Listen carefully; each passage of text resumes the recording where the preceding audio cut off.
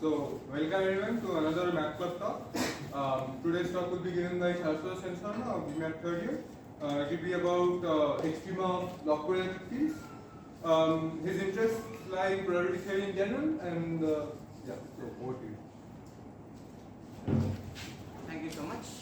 It's really a pleasure to do this talk. So first of all, we start with some simple definitions.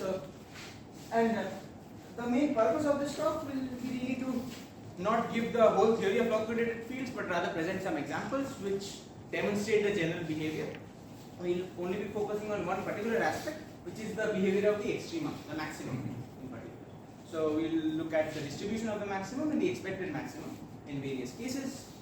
And so one note, when I talk about fields, fields have very different meaning in different branches of maths and physics. So in probability, when I talk about a field, I just mean a collection of random variables, finite, countable, uncountable, anything. And in particular, Gaussian fields just means a collection of Gaussian random variables which in fact are jointly Gaussian. Okay? And another quick notation, if a and b are both functions of n for n in natural numbers, whatever, then we write an is asymptotically equal to bn if and only if limit n goes to infinity, this limit exists and is 1. Then we write that they are asymptotically equal. So we start with our first example of the day, which is the branching value. So this is kind of a conjunction of branching processes and random walks in the following manner. So the model is very simple. We start on the real line. We start on the real line, and at time t equal to 0, we start at the origin. There is one particle at the origin. In the subsequent time at t equal to 1, what happens is this particle splits into two particles, or in general k particles, but for the sake of clarity, I'll just draw two particles. So for some fixed k, it splits into k particles, and they scatter on the real line. How? So they undergo an increment, say let's call them x1 and x2. These increments that they undergo, these x1, x2 are IID, normal 0. And this continues at t equal to 2. These again split, and they undergo increments from their parent, from the location of their parent, and they get distributed by independent normal random. They are doing independent normal increments, so we will be calling this a k branching random walk. So when at each level there are k splits. Now this is not a particularly nice way to represent them, because very soon you get a whole jungle of particles, and this particle can go here, this particle can go here. So it's a mess. In the end generation you get 2 to the power n particles. So instead of doing that, what we do is we have a different representation in the genealogical tree. In other words, the parent-child tree. So we start with a k-array tree. Again, I'll just draw a binary tree. And what we do is, these are the particles. This is the parent, these are the two children, these are the children, and so on. So I'll call this the root of the tree, and let's say this is a particle p. So then through this tree, and so to each edge of the tree, what we do, we associate an independent normal random variable, xc, which is IID normal 0, 1, and to find the position of this particle, we just sum along the edges, joining the root to this. Of course, there is a unique success since this is a tree. So the position of the particle, SV, will be summation along the edges. Well, E is in this. Well, when I write O to V, I simply mean the edges in this jet. Okay. So as is easy to see that this SV is IID normal 0n. Yes. Sorry, no IID. Sorry, but it's normal 0n. And let's denote the generations by something. This is the 0 generation in color T0, T1, T2. So this is true for V in the nth generation. So now the question is, we want to find the maximum. We are interested in the maximum. This is our required field. So we are interested in finding the maximum. So the maximum in the nth generation is the maximum over all the points in the nth generation of this SB. So this is what we need to find. This is what we are interested in studying. Now the question is how to find a maximum, because these one thing to note is that these SPs are not independent; these are correlated. For instance, this particle had the same path up to this point. So in fact, if I want to define this, I can define the hierarchical distance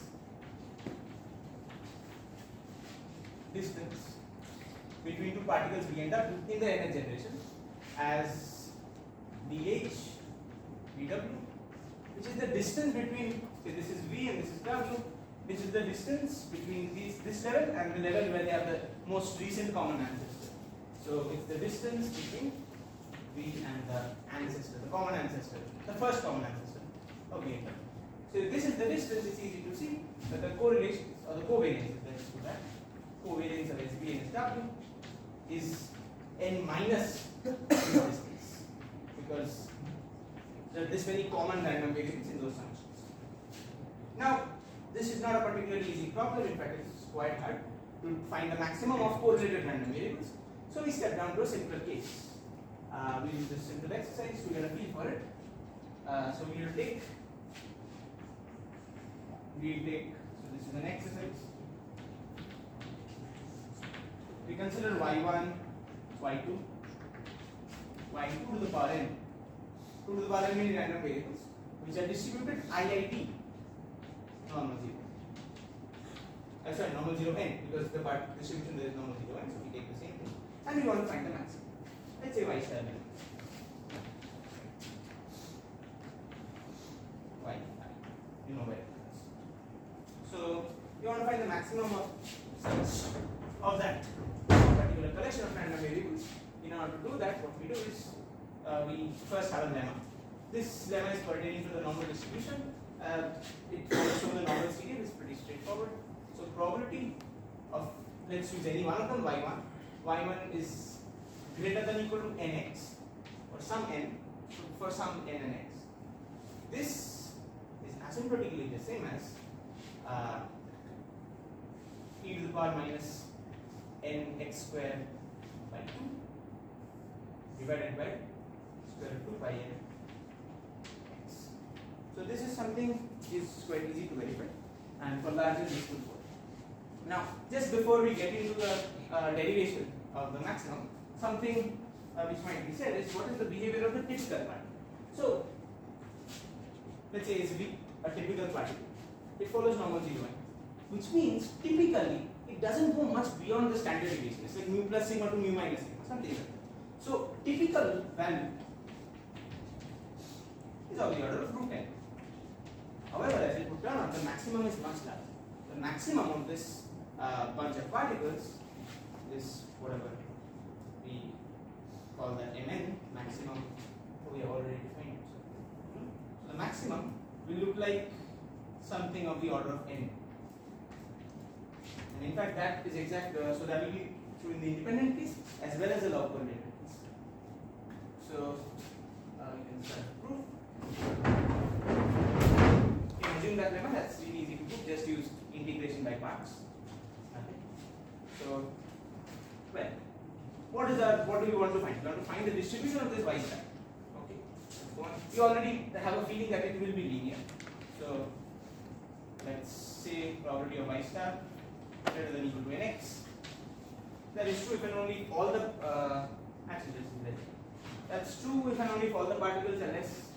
So using this lemma, we get probability of y1 less than or equal to nx whole to the power n, which is asymptotically 1 minus 1 by square root 2 pi n into 1 by x into e to the power minus nx square by 2 whole to the power 2 to the power n. Now the question is, what x should we choose so that we get something non-trivial? Because if we choose x equal to 0 or something, then this either goes to infinity or goes to 0. We don't want that. We want to get a proper distribution, non-degenerate distribution. So as it so turns out, okay, let's motivate. Let's imagine that this n was n for the sake of it. So then, if we just take x to be x star, which is let's say square root 2 log 2. It's weird value. Let's see. Then what happens to the RHS? The RHS is going to be 1 minus square root 2 pi. This n is in there by the way. 1 by x. In this e to the power minus n x square, this becomes 1 by 2 to the power n. 4 to the power 2 to the power n, which we know goes to something finite. As in goes to infinity, which is e to the power minus some constant, whatever. So, but now we are faced with the additional problem that this n is here. So what do? We introduce a log term here. Simple. Particular, let's bring this n back in. So we, instead of taking x equal to x star to be this, we take, okay, we define x star as this. And we take x to be x star minus a logarithmic correction, log n by n, plus some term y by n. The purpose will be pretty soon seen. We square this and multiply by n by 2 to get that. So nx square by 2, as it turns out, is nx star square over 2 minus this should simply be this product, so it's half log n. I'm taking half, so half log n, and plus x star y, plus other terms which are little o of 1, so they go to 0. In particular, if you put that in the equation, this is required a bit of gym, but okay. So if you put that here, we get RHS is going to be 1 minus 2 pi x e to the power minus nx star square by 2 times e to the power plus half log n. I'll bring the root in here times e to the power x star y times that e to the power o of 1 whole to the power 2 to the power n. Now it's easy to see that x goes to x star. This is exactly, it doesn't go, this is exactly 2 to the power minus n. This is 1 and this goes to 0. This goes to 1. So we have that RHS is still done 1 minus 1 by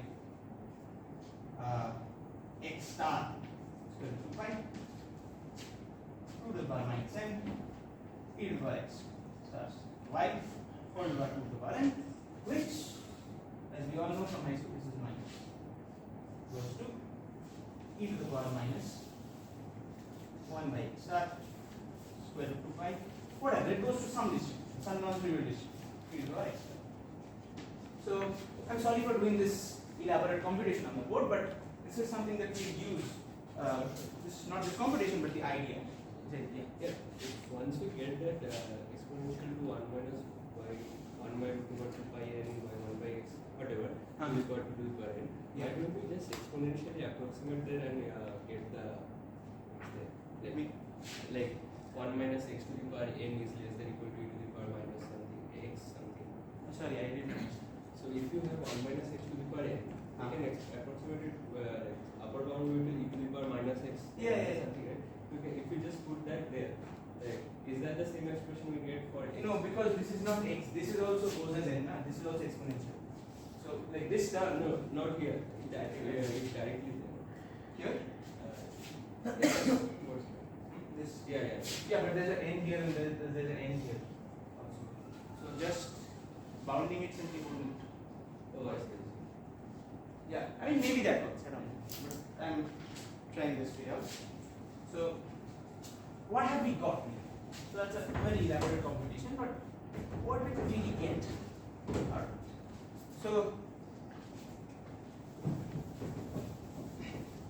we have is that we have an expression for the maximum. In fact, not really the maximum, but a shifted maximum. So that is the PDF. This is a valid CDF, and this is the CDF of something called the Gumbel distribution. So Gumbel distribution arises a lot in these extreme value problems. Maximum of a sequence of random variables often goes to the Gumbel. In fact, that's a standard result in the extreme value theory. We should have done a bit of statement on this.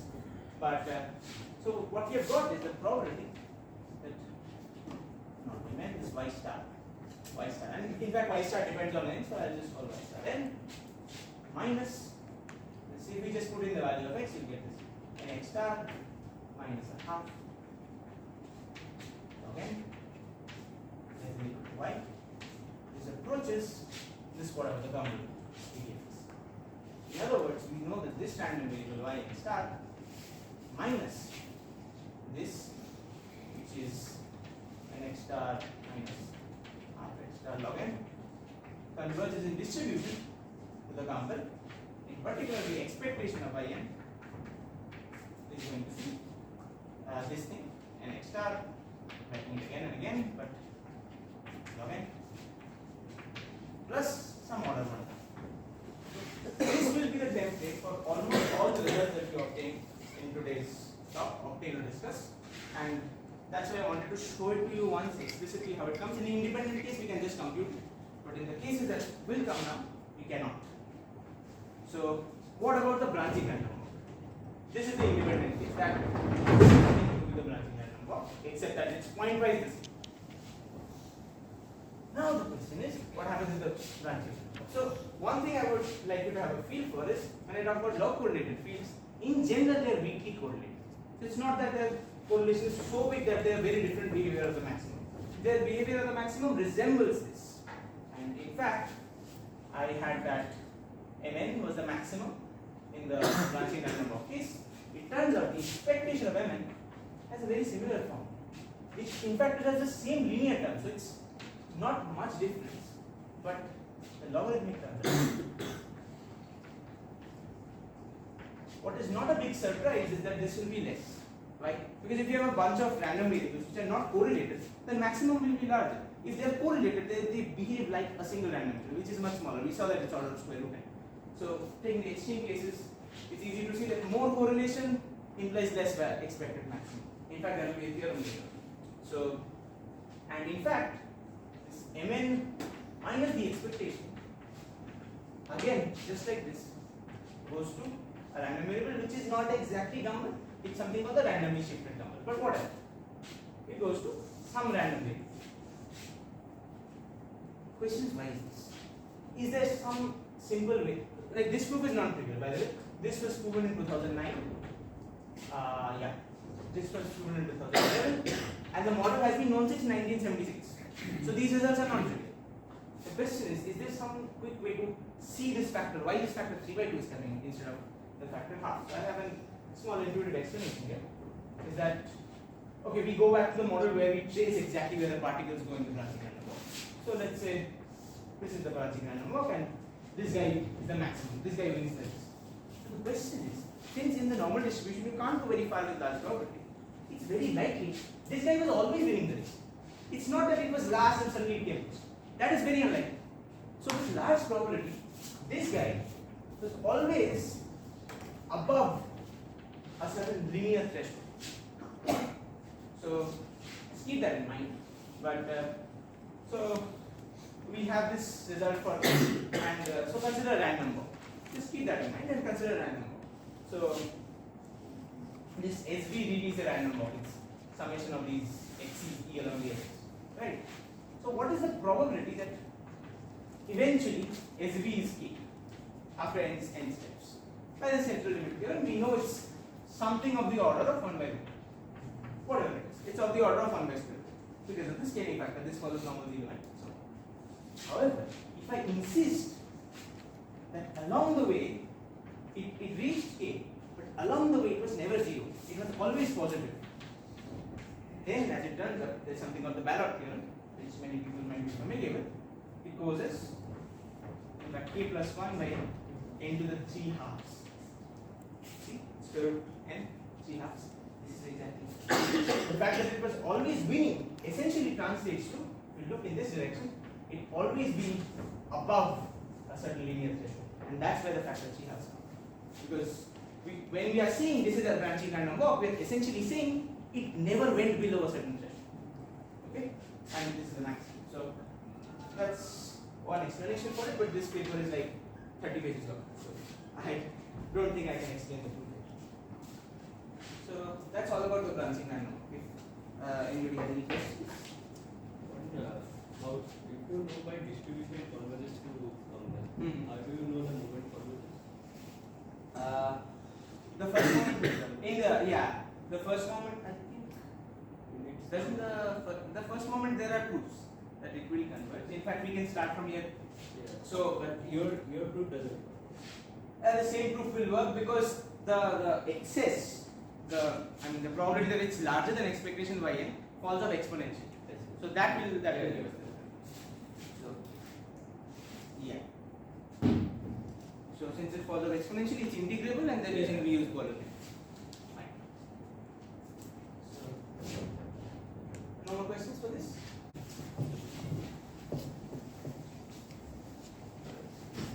So that was all about the branching random walk. But again, what I want you to basically remember is this result. And in fact, let's do one thing. Let's write the result in a slightly different form as well. So if we put in the value of x star, what was x star? X star was square root 2 log 2 in our computation. Right? However, if you take a clearly branching random walk, it's easy to see. It will be square root 2 log k. Is it? So, and we can write this in a slightly neater form. The expectation of the n is square root 2 by log k times n minus, and times log of k to the power n minus 3/4 of the log dogs of k to the power n plus order 1. Why this form? Because k to the power n is the number of particles in the energy distribution. So note this, the first coefficient is 1, second coefficient is 3/4, and we get a log term and we get a log term. So log correction, double log correction. So this will form the basis of all our results. And one thing I did not explain is why this is a log-correlated field. Because as we saw, the covariances are of order small n, which is logarithmic in the number of particles. So that's why it's a log-correlated. And yeah, so we go to something else. We go to something called Gaussian Processes. In fact, we would specialize very quickly. A very special case is the two-dimensional discrete Gaussian. So, what is the model? We consider an n cross n grid into V,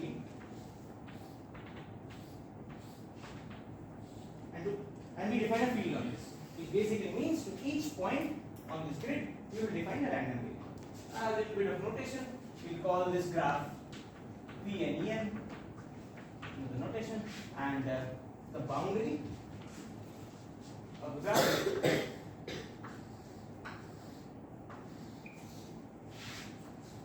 this we will simply call the del Vn, and the interior other points other than the boundary we call it Vn interior. Okay, just a minute. Now we want to define the random variable, some random field of this. So let's say it's, and you might guess that will be Gaussian. So the first step is, for all boundary points, the field is 0. It gets filled at the boundary somehow. So it's V, then it is. So the boundary, you can think of it as being grounded or something, whatever. And at all the other points, it will have a non-trivial normal density. In fact, it will look like this. Probability. This is the PDF, xv being xv. For all v in interior, I won't write this again, but okay, v in interior. This is given by exponential of minus half summation xv minus x double. So the increments along the edges where v is connected to the. So we sum over all edge increments and the square of the edge increments, put that in the power v, and we make this factor instead of half, we 1/8 for this definition purpose. And of course, this is not normalized, so we have to introduce a normalization. So this is what we mean by Gaussian field. On the boundary it's 0, in the interior we have got this normalization. Now the question is, XW is a region? huh? XW is a region? No, this is the PDF at this. So but how do you know about the XW? Which are connected to which? this is the graph. But what are the points of it? No, I don't get it. So is xb the total vector? Yeah. This Oh, this x. Okay, I should write this meaning. Xb vector equal to this little xb vector. These are the values and those are the. yes. Yeah. Maybe I should. Let's use this. Okay, halki ka result. Okay.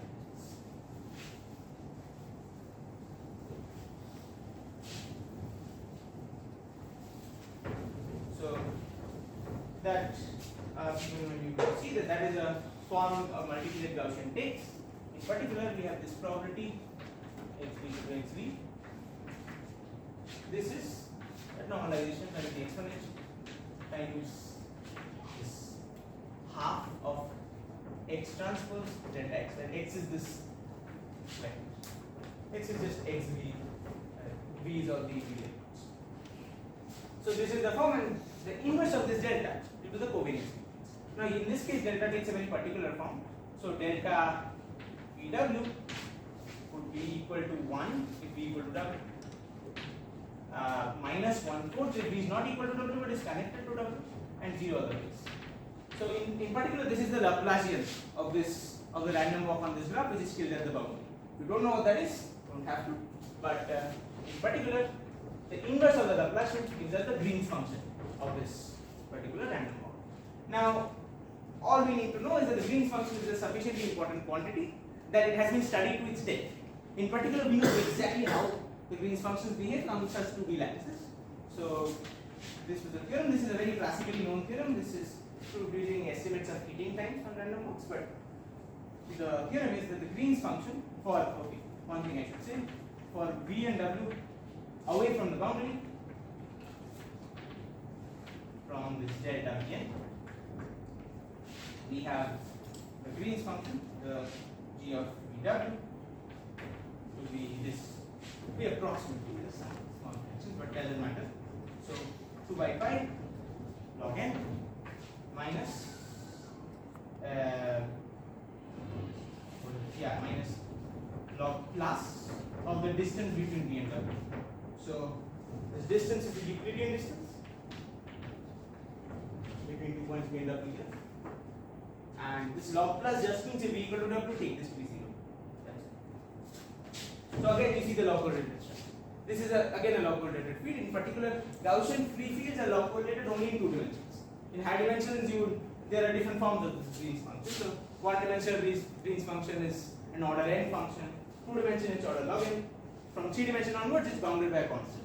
In fact, that is the proof that random walk on 2 dimension is recurrent, while on high dimensions it's transient. But we don't need that. So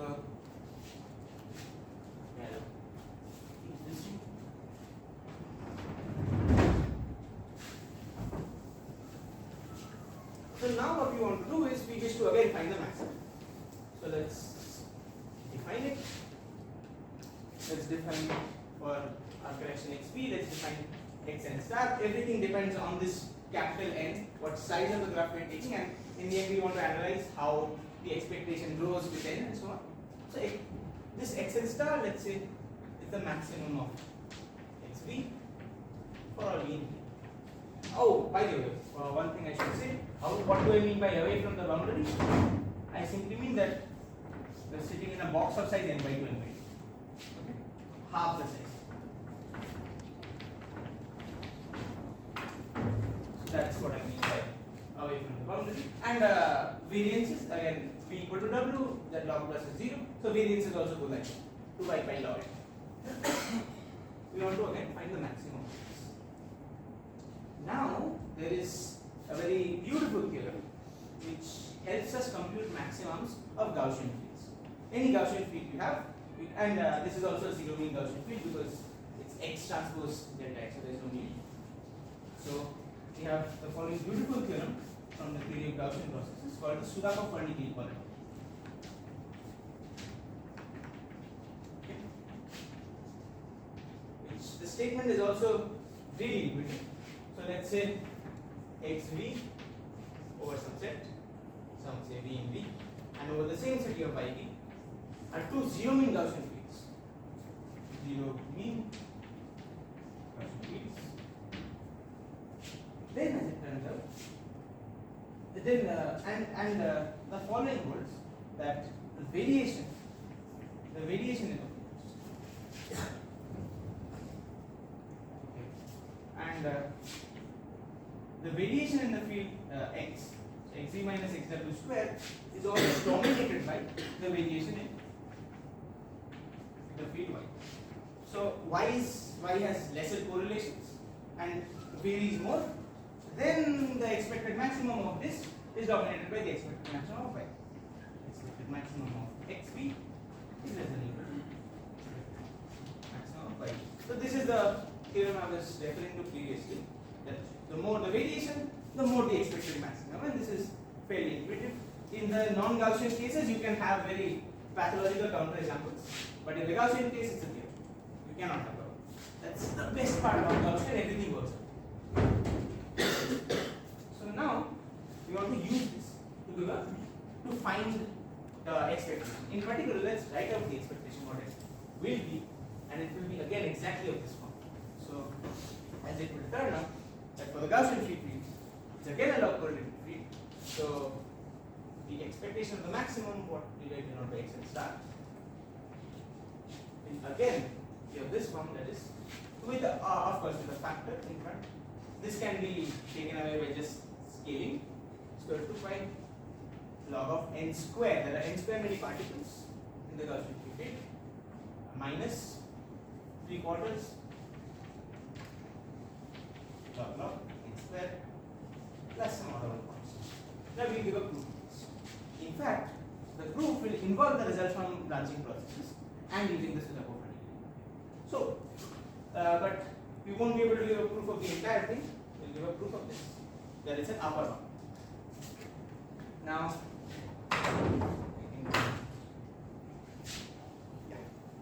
so how do you guess? Since I stated this, the entire point is to construct another Gaussian field, right?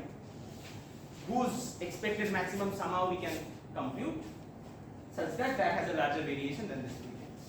Correct? Here is it.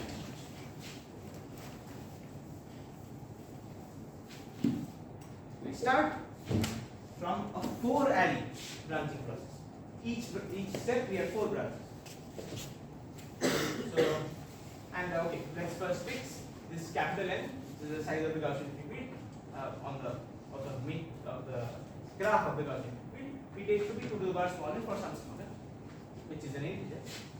What we do is, in the first step, we have a branching walk, but we arrange the points in a nice manner. So we arrange these 4 points. What does it actually give us? It gives us a field, a Gaussian field, on a 2x2 grid. We do that again. And we put these 4 results together. That gives us a Gaussian field on a 4x4 field, and so on. So in n generations, after n generations, this procedure of constructing Gaussian fields gives us a field on the 2 to the power n plus 2 to the power n grid. And this is our required. So let's call this by B. You know what that is, I'm not defining it again. So if we compute the covariances, now in this case the computation of covariances was simple. The covariance of yv and yw will simply be n minus the hierarchical distance between v and w. Right? As shown before. It doesn't depend on how many branches it takes. Specific branch. Now what we do is but look at this. What is this n? This n is logarithm of log base 2 of 2 to the power n. But okay, let's so it's yes, sorry. So this n is for log base 4 of 4 to the power n, which is the this was expected for a long time. It was proven in 2009, but it was expected for a long time. So again, these connections have only been made recently. Connections between branching random walks, Gaussian fields, and the log-correlated field structure in general. And let's what about the shifted value, the centered maximum? Yes, that also converges to something as we have seen before. This again converges to a random distributed form.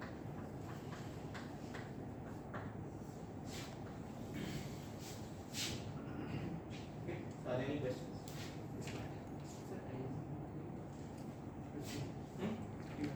Yeah, no. So, any questions? So, and in fact, this was proven in 2016. But inequality in the lemma is, I think, wrong way. Is it the other way? The covariance would be less than equal. No, I think it's correct. Because picture this: if you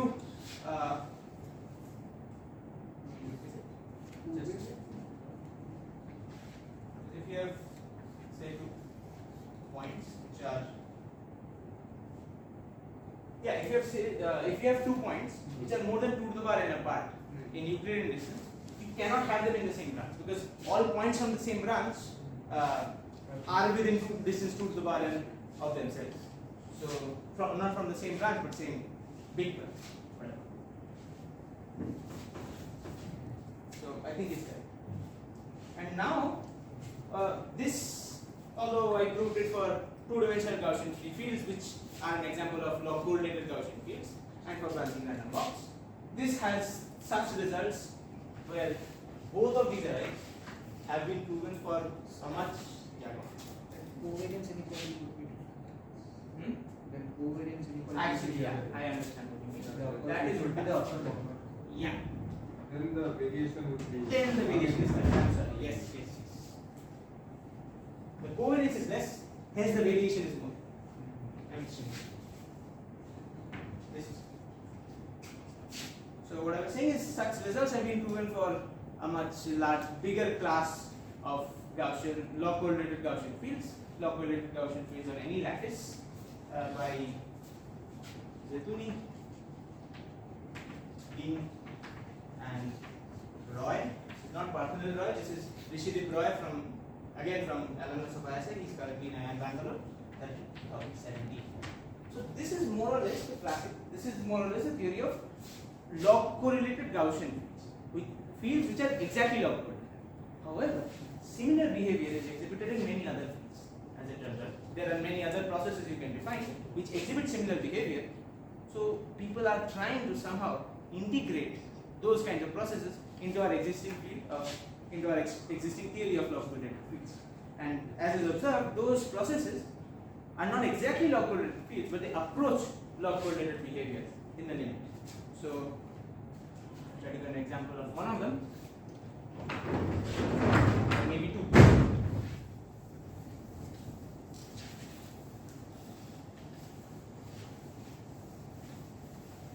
The first example is from random matrix theory. So, random matrices.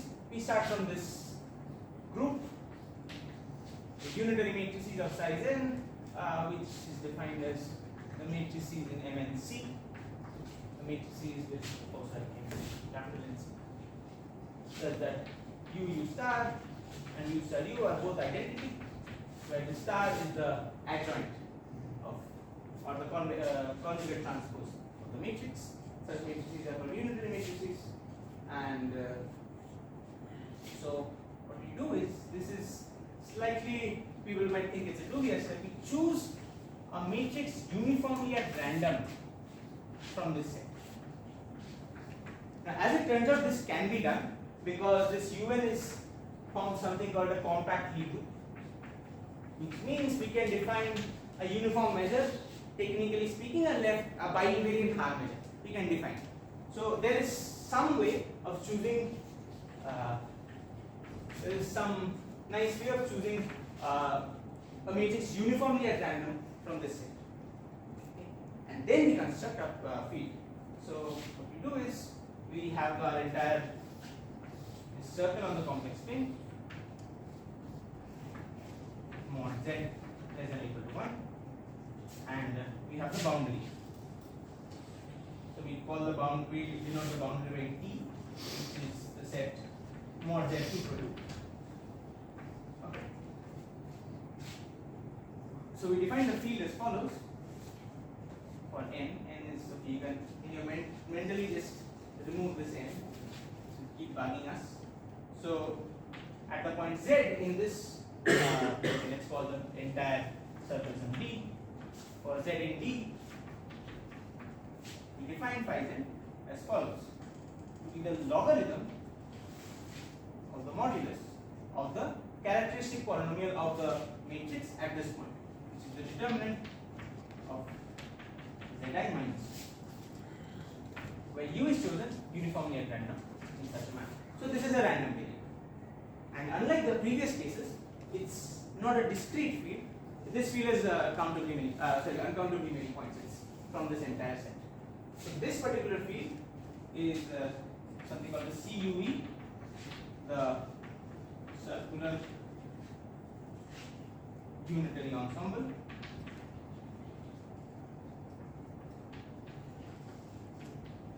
And again, we want to study the maximum of this field. So there is, just look at this. There is nothing Gaussian about it. It's absolutely nothing Gaussian in it. As it turns out, there will be in the limit, but for any particular L, the fields are not Gaussian. So okay, let's first maybe we want to study the maximum. So let's denote the maximum by something. So phi star, we are used to this notation by now. Phi star n is the maximum, or rather not here maximum, but supremum over this entire z in D of this phi and z. But this is a harmonic function, so the maximum is attained and is attained at the boundary. So you can simply replace it by maximum of z in this outer circle of phi. And we want to study this. Alright? So the question is, how do we go about it? But before that, let's talk about some results and why this is actually weakly correlated. The weakly log correlated. In the sense that in the limit, firstly, this phi zn by square root of log n by 2, just some scaling of this, actually does go to a normal random variable. And you can see the variance is approaching the log of n. In particular, the covariances also go there. The covariance of, say, phi zn and phi wn again go as log n. Some constant, some things other than that. But so we have reason to suspect that this is similar behavior. And people have actually suspected that the behavior of the maximum in this case is exactly the same as the perfectly log correlated fields that we have seen before. So, however, that should not tell you that okay, everything here carries over. For instance, what about the minimum? We are looking at maximums in all our cases, but the minimums were symmetric. Every case we took normal 0, 1, so every case was symmetric. So the minimum should be just the negative of these cases. But in this case, what is the minimum? Over this entire ring, we know the eigenvalues of the unitary matrix is there, right? So instead of taking the maximum, if we take the minimum, we will get 0 here. So minus infinity. So the minimum, minimum of this whatever phi z is minus infinity. That is completely different from this behavior. So it shouldn't be that, like, one shouldn't expect all properties to carry over to such weak things, because as Sanchanda said, the convergence in distribution doesn't imply much. It just, in that case, it didn't even imply the expectation being the same, let alone the expected maximum. However, people have conjectured that it is the case, and it does indeed seem to be the case, and then I get minus. Wow.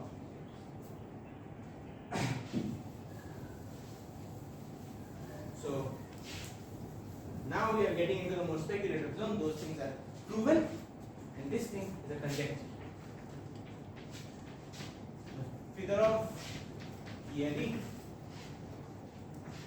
These are the 3 people who made the conjecture in 2012. Conjecture is again that the expected maximum of this field, so expectation of tau. Expected maximum again takes the same form, which is log n minus 3/4 again of log n.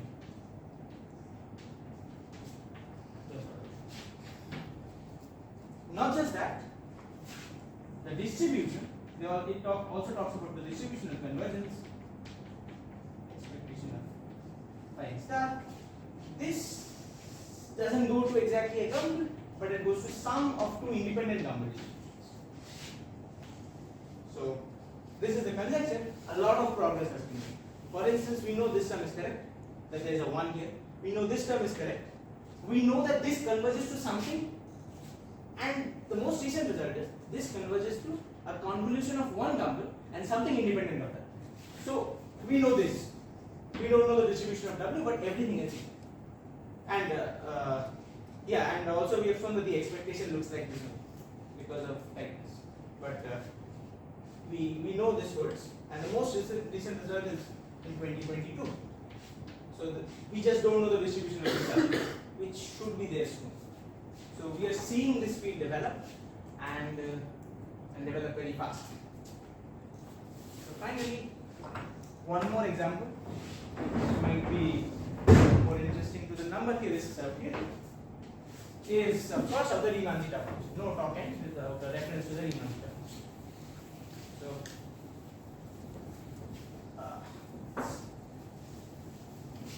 this time I won't even bother writing the process. I'll just write the maximum directly, because you guys already know the drill. So of course zeta s is this 1 by n to the power s, and in natural numbers this definition works as long as real part of s is CP greater than 1. For all other cases you have to take this and take the analytic continuation, whatever that means.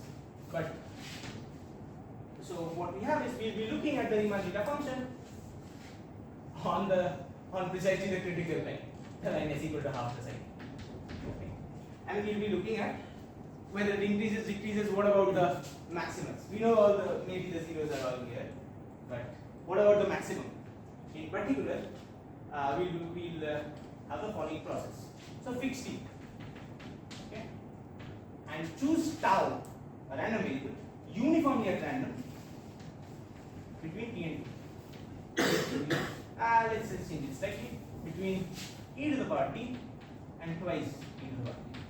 Okay, we have e to the power t here, twice e to the power t here, and we are looking at this interval, and we are choosing this tau uniformly at random from this interval.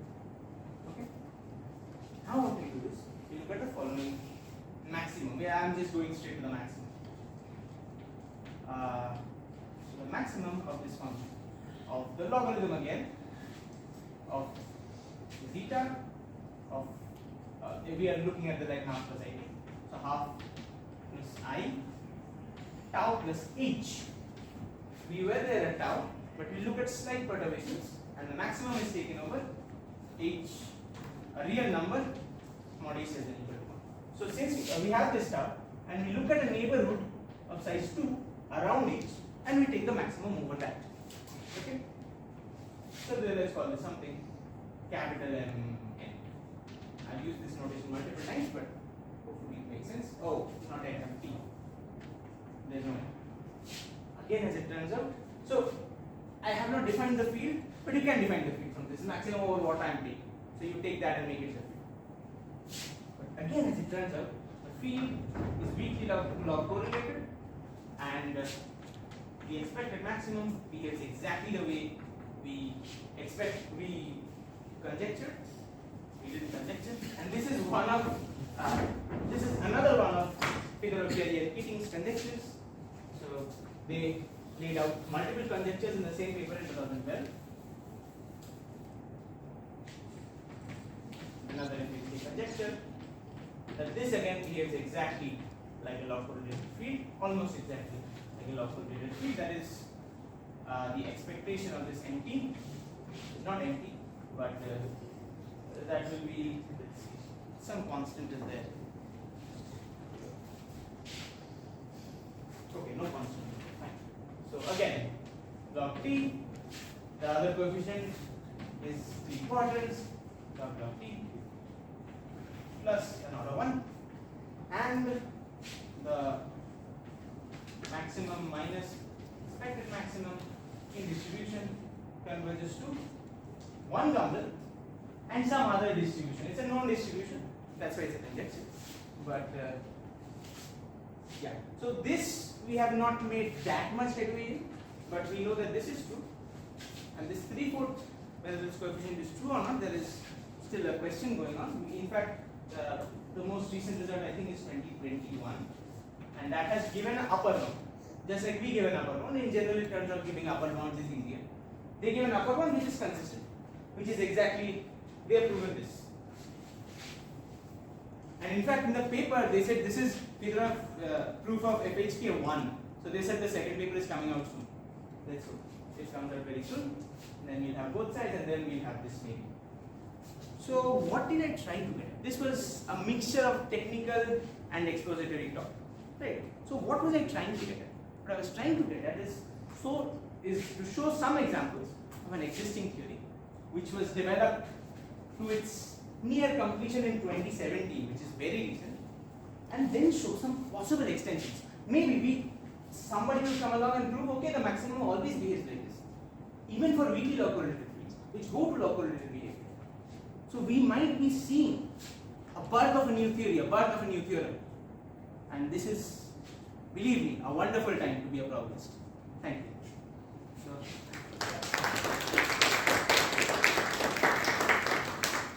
if there are any questions, please. Yeah, any further questions? Like the last one. Thank you. No other questions? References? Yeah. So again, references are mostly papers. So there are not too many books one can read these things from. For the first two, we have some references from books. In fact, for Gaussian is the reference. But for branching random walks, for this particular result, you can look at Zeltuni has given a lecture series in 2012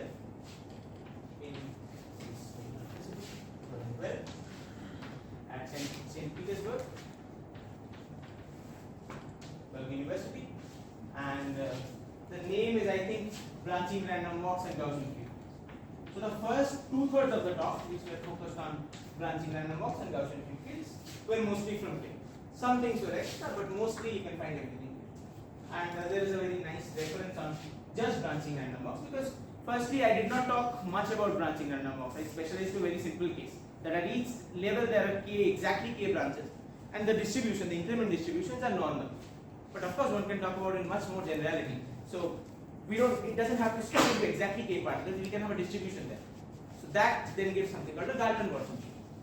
And if I change the increment distributions, then the behaviors will be different. So for such results, for such things, there is the book Branching Random Walks by Zanchi. This particularly is a very favorite book of Partner himself, so you can have a look at that. And for most of these results, I think actually, yeah, there is a lecture by Zeltuni. So for other results, there is a lecture by Zeltuni at ICTS. Some of you I know attended that high-dimensional probability talks. It was there in 2022. High-dimensional probability.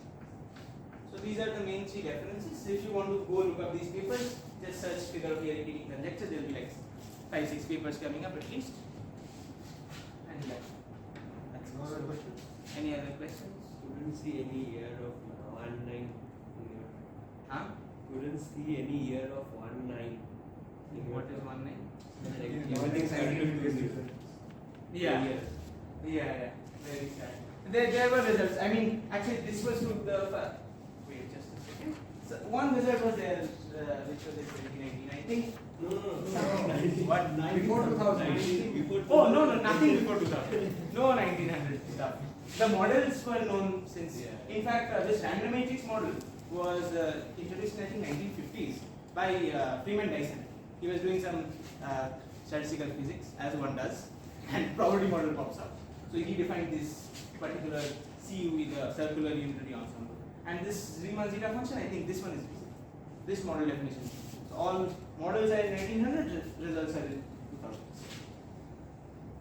There are no other questions. Thank you once again.